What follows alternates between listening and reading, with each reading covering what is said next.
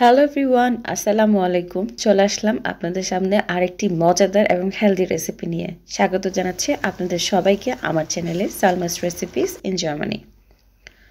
আজকে আমি আপনাদেরকে রান্না করে দেখাবো খুবই সুস্বাদু এবং লোভনীয় একটা রেসিপি। খুবই সিম্পল, যে কেউ খুব সহজে বাড়িতে বানিয়ে নিতে পারবেন। আর এই রেসিপিটি হচ্ছে লাউ দিয়ে মসুরের ডাল। অনেকেই খেয়েছেন, অনেকেই জানেন কিভাবে রান্না করতে হয়। শুধু যারা জানেন না বা রান্না করতে পারেন না তাদের জন্য আমার আজকের রেসিপি। তো চলুন দেখে নিই কীভাবে আজকে আমরা লাউ দিয়ে মসুরের ডাল রান্না করব। তো প্রথমে আমি একটা দেশি লাউ নিয়েছি। এখানে একটা টিপস আপনাদের সাথে শেয়ার করব লাউয়ের ক্ষেত্রে। যদি আপনারা একটু চিকন ধরনের লাউটা কিনতে পারেন তাহলে বেশি ভালো হয়। তো লাউ এমন একটা জিনিস যেটার সবটুকুই অংশ আমরা ব্যবহার করে থাকি, কোনো অংশই কিন্তু ফেলে দেওয়ার মতো নয়। লাউয়ের এই খোসাটা আমরা ফেলে দিই না, অনেকে ভাজি করে খাই, আবার অনেকে ভর্তা করে খাই। আর লাউ আসলে খুবই একটা উপকারী সবজি। লাউয়ের মধ্যে রয়েছে প্রচুর পরিমাণ পানি, যেটা মিনারেল বলে থাকি। তো আপনারা যারা ডায়েটে আছেন বা ডায়েট করার চিন্তা করছেন তারা চাইলে কিন্তু লাউর যে সবজিটা সেটা আপনাদের ডায়েটে ইনক্লুড করতে পারেন। লাউটা আমি ছিলে নিয়েছি, দেখলেন তো খুব সহজে কিন্তু দা বটি ছাড়াই ছিলে নেওয়া যায়, শুধু একটা পিলার থাকলেই হয়। তো আমি এই ছোলকাগুলো ফেলে দিব না, এই ছোলকাগুলো আমি একটা বাটিতে রেখে দিচ্ছি। পরবর্তীতে আমি এটাকে ভাজি বা ভর্তা যে কোনো একটা রেসিপি তৈরি করে নিতে পারবো। এখন আমি লাউটা কেটে নিচ্ছি, 3 ভাগ করে নিচ্ছি যাতে কাটতে সুবিধা হয়। আর লাউটা ছোলানোর আগে কিন্তু আমি অবশ্যই খুব ভালো করে ধুয়ে নিয়েছি, যাতে কাটার পরে আমার আর ধোয়ার প্রয়োজন না হয়। সবজি যদি কাটার পরে ধোয়া হয় তাহলে সবজির মধ্যে যে পরিমাণ ভিটামিন থাকে সেটা কিন্তু পানির সাথে চলে যায়।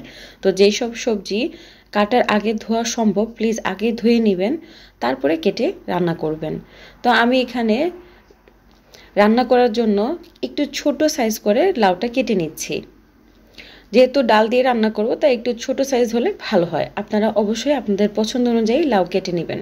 তো আমি এখানে মিডিয়াম সাইজের 1 বোল লাউ নিয়ে নিয়েছি। তারপরে আমি এখানে নিয়েছি মসুরের ডাল প্রায় 1 কাপের মতো।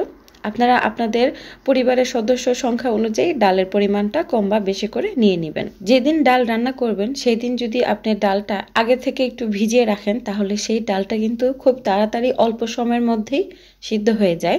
তো আমি এই ডালটা প্রায় আধা ঘন্টা আগে ভিজিয়ে রেখেছিলাম।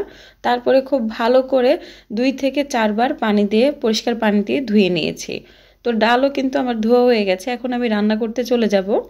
রান্নার জন্য একটা মিডিয়াম সাইজের হাঁড়িতে আমি 1 টেবিল চামচ পরিমাণ রান্না করা তেল দিয়ে দিলাম। তেলটা গরম হয়ে আসলে আমি এখানে 1 চা চামচ পরিমাণ 5 ফোড়ন আর 1 চিমটি পরিমাণ জিরা দিয়েছি, আস্ত জিরা দিয়ে একটু ভেজে নিচ্ছি প্রায় কয়েক সেকেন্ড ধরে। আর একটা দিয়ে দিচ্ছি শুকনা মরিচ। অবশ্যই মরিচ আপনারা আপনাদের টেস্ট অনুযায়ী দিবেন। আমার সাথে যেহেতু আমার বাচ্চারাও খাবে তাই আমি একদম ঝালের পরিমাণটা না বললেই হয়, মানে একদম নাই পরিমাণ দিয়ে দিয়েছি। তারপরে আমি এখানে একটা মিডিয়াম সাইজের পেঁয়াজের অর্ধেকটা কেটে দিয়ে দিয়েছি। ভালো করে নেড়ে চেড়ে যখন একটু বেরেস্তার মতো হয়ে আসছে তখন আমি 2 কোয়া রসুন ছোট করে কেটে দিয়েছি।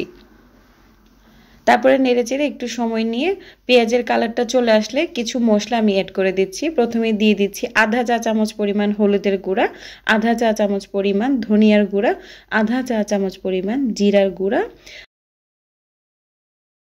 আর পরিমাণ মতো মরিচ। আমি এখানে আধা চা চামচ পরিমাণ কাশ্মীরি রেড চিলি পাউডার দিয়েছি, যেটাতে কোনো ঝাল নেই। তো আপনারা কিন্তু অবশ্যই আপনাদের টেস্ট অনুযায়ী মরিচের গুঁড়া বা কাঁচা মরিচ বা শুকনা মরিচটা অ্যাড করতে পারেন। তারপরে নেড়ে চেড়ে মশলাটা জাস্ট কয়েক সেকেন্ড ধরে কষিয়ে নিয়েছি। তারপরে যে ডাল আমি আগের থেকে ধুয়ে পানি ঝরিয়ে রেখেছিলাম সেই ডালটা দিয়ে একটু সময় ভেজে নিব। ডাল এইভাবে ভেজে নেওয়ার কারণে কিন্তু টেস্টটা অনেক অনেক গুণ বেশি হয়, খেতে অনেক ভালো লাগে। আপনারা যদি এভাবে রান্না করে না থাকেন তাহলে একবার হলেও ট্রাই করবেন। ডালটা প্রায় 3 থেকে 4 মিনিট ধরে আমি মিডিয়াম আঁচে এভাবে ভেজে নিয়েছি। তারপরে আমি স্বাদ অনুযায়ী লবণ দিয়েছি। আমি এখানে 1.5 চা চামচ পরিমাণ লবণ দিয়েছি। আপনারা অবশ্যই আপনাদের স্বাদ অনুযায়ী এখানে লবণ দিবেন। তারপরে নেড়ে চেড়ে আরও 1 মিনিট ধরে জাল করেছি। তারপরে আমি এখানে আগে থেকে কেটে রাখা লাউগুলো দিয়ে দিচ্ছি। এইভাবে রান্না করলে আসলে সিদ্ধ হয়ে যায় খুব তাড়াতাড়ি। আপনারা চেষ্টা করবেন এভাবে রান্না করার। আর আপনারা কিভাবে ডাল রান্না করলে খুব দ্রুত সিদ্ধ হয় সেটারও যদি কোনো টিপস বা ট্রিক আপনাদের জানা থাকে প্লিজ আমাকে কমেন্টের মাধ্যমে জানাবেন। ধন্যবাদ। এই রান্নাতে মশলা খুবই অল্প পরিমাণে ব্যবহার করতে হয়, তাই আপনারা অবশ্যই অল্প করে দিবেন। বেশি দিয়ে দিলে কিন্তু খেতে ভালো লাগবে না, তাই অল্প করে দিয়ে রান্নাটা করে নেওয়ার চেষ্টা করবেন। তো আমি এভাবে কষানোর জন্য লাউ আর ডাল একসাথে রেখে দিয়েছি প্রায় 3 থেকে 4 মিনিটের জন্য। আর এই সময় আমি চুলার আঁচটা মিডিয়াম টু লোতে রেখেছি। 3 থেকে 4 মিনিট পরে আমি পানি অ্যাড করে দিচ্ছি পরিমাণ মতো। আমি এখানে প্রায় 3 থেকে 4 কাপ পানি দিয়েছি, আর এখানে আমি গরম পানি দিয়েছি। গরম পানি দেওয়ার কারণে কিন্তু আমাদের রান্নাটা খুব দ্রুত হয়ে যাবে। ঠান্ডা পানি দিলে কি হয়, সেই ঠান্ডা পানিটা গরম হতে হতে সময় লাগে, তাই আমাদের রান্নার প্রসেসটা একটু দীর্ঘ টাইমের জন্য হয়ে যায়। তো অবশ্যই চেষ্টা করবেন গরম পানি দিয়ে রান্না করার জন্য। নেড়ে চেড়ে ঢাকনা দিয়ে বসিয়ে দিয়েছি। তত সময় পর্যন্ত আমি জাল করে নিচ্ছি, যত সময় পর্যন্ত এই ডালটা বা লাউটা সিদ্ধ হয়ে না যাচ্ছে। তো প্রায় 20 থেকে 25 মিনিটের মতো সময় লেগেছে। আমি কিন্তু একদম লো আঁচে রান্না করেছি। আমি যখনই ডাল রান্না করি সবসময় চেষ্টা করি লো আঁচে ডালটা সিদ্ধ করার জন্য, এতে কিন্তু খুব অল্প সময়ে ডাল সিদ্ধ হয়ে যায়। আর এরই মধ্যে কিন্তু ডাল এবং লাউ দুইটাই খুব সুন্দরভাবে সিদ্ধ হয়ে গেছে। আমি এখন এক পাশে রেখে দিচ্ছি, আর অন্য পাশে একটা কড়াইতে আরও 1 টেবিল চামচ পরিমাণ তেল দিয়ে দিলাম রান্না করার। আর দিয়ে দিচ্ছি একটা পেঁয়াজ, মিডিয়াম সাইজের একটা পেঁয়াজ কুচি করে দিয়ে দিয়েছি।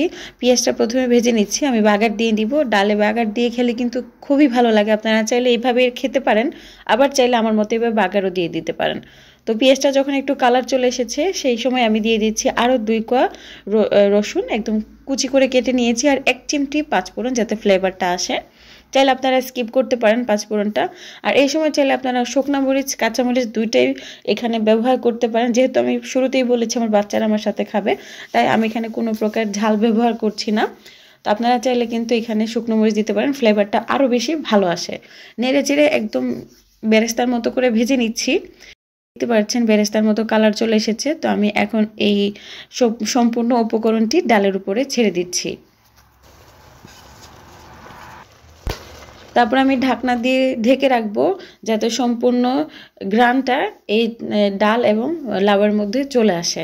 2 থেকে 3 মিনিট আমি ঢেকে রাখবো। আর রান্নাটা কিন্তু একদম কমপ্লিট হয়ে গেছে। এখন আমি আপনাদেরকে পরিবেশন করে দেখাচ্ছি।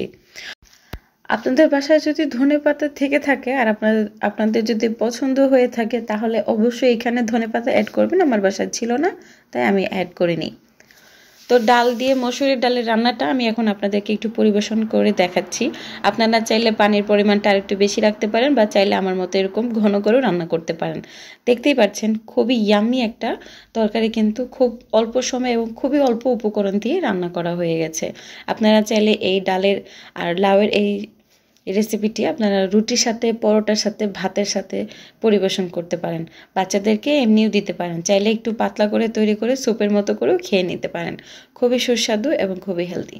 সবাই ভালো থাকবেন, সুস্থ থাকবেন। আর আমার চ্যানেলটি সাবস্ক্রাইব করতে এবং লাইক বাটনটি ক্লিক করতে ভুলবেন না। আল্লাহ হাফেজ, আসসালামু আলাইকুম।